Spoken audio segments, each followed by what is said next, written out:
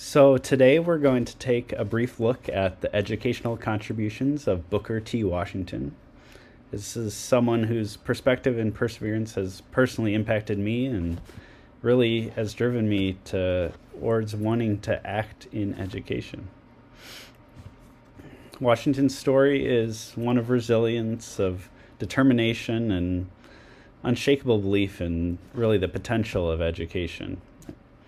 He was born into slavery in 1856 in Virginia, and his early years were really defined by hardship and lack, living in this log cabin pictured. Okay. So at just 16, he went nearly 500 miles away to enroll in the Hampton Institute and took a janitorial job to pay his way. That decision would change the course of his life. In 1881, he was given a monumental opportunity to lead a new school for black students in Alabama. We can glean much of Washington's educational pedagogy from his personal observations of daily life, which are laid out in his autobiography, Up from Slavery. Education wasn't just about books or classrooms to him, it was a key to true freedom for the individual.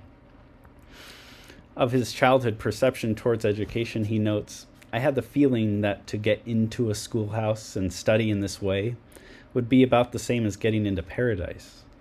He held within him idealist notions of purpose and pursuit. Emancipation had brought celebration, but also uncertainty for his community, and he gives us his perspective that knowledge can be attained, but also carries social and moral responsibility. Through education, Washington saw that the individual was not locked into a preset course, but they had the potential to construct. While Washington adhered to some idealist or neoscholastic notions of purpose, he also found that education had to incorporate practical, pragmatic curriculum and methodology. Education, he said, is not a thing apart from life, not a system or a philosophy. It is direct teaching on how to live and how to work. He rejected, we could say, a form of education that isolated daily life. He said the temptation often is to run each individual through a certain educational mold regardless of the condition of the subject or the end to be accomplished. He saw that education could really bring about economic independence and self-sufficiency. Above all, we could say Washington did trust in a simple but powerful idealist truth. He said, "The great human law, which is universal and eternal, that merit is recognized and rewarded." Washington didn't see education as just an economic form of security, though. He also saw it as containing moral and spiritual pursuits as major aspects. Success to him wasn't about personal gain, but about service to others. He wrote, "In order to be successful, I think the main thing is for one to grow to the point where he completely forgets himself."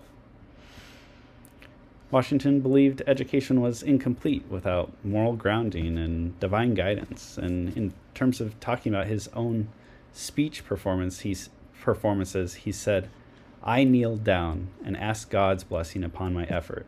I make it a rule never to go before an audience on any occasion without asking the blessing of God upon what I want to say." Education for him wasn't just about lifting the individual, although it could do that. It was also about lifting others, and that required discipline, faith, and responsibility. Washington believed that education wasn't just about memorizing facts from books. It was about learning from life itself. He says, "I felt from the first that book education was not all that the young people of that town needed."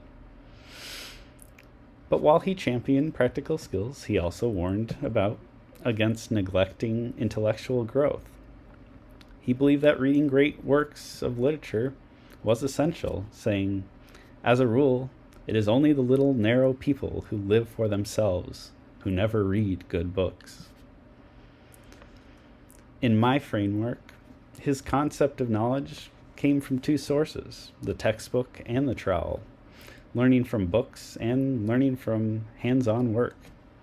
He saw that too much focus on abstract education could pull students away from the skills and their communities what they needed most.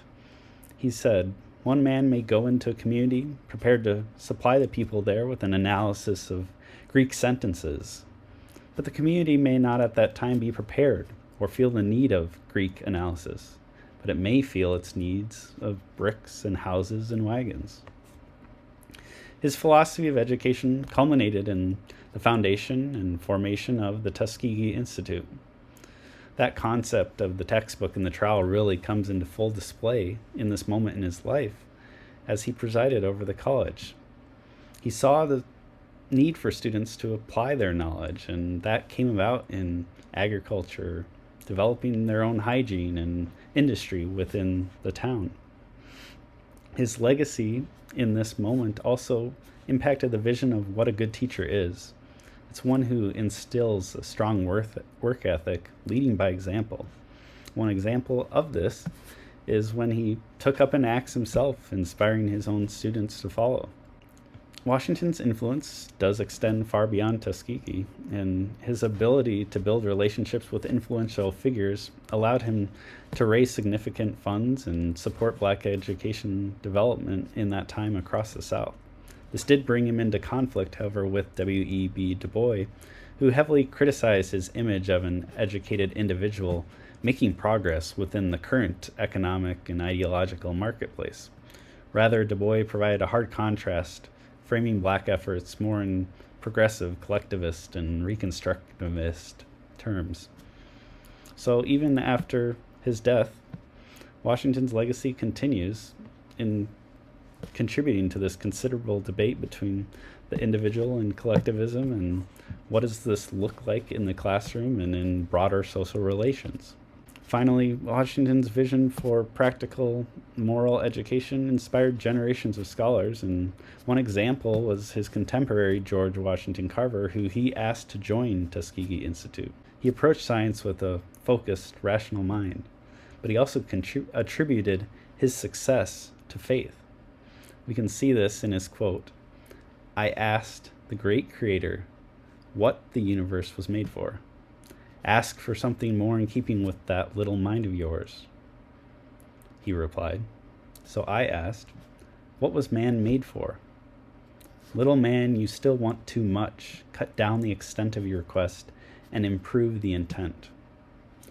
Through Carver's approach, we can see a culmination of many of Washington's ideas and his impact. His dedication to education practically built institutions and economically raised up people, but it also nurtured minds to push the boundaries of rational thought in connection to universal and moral truths.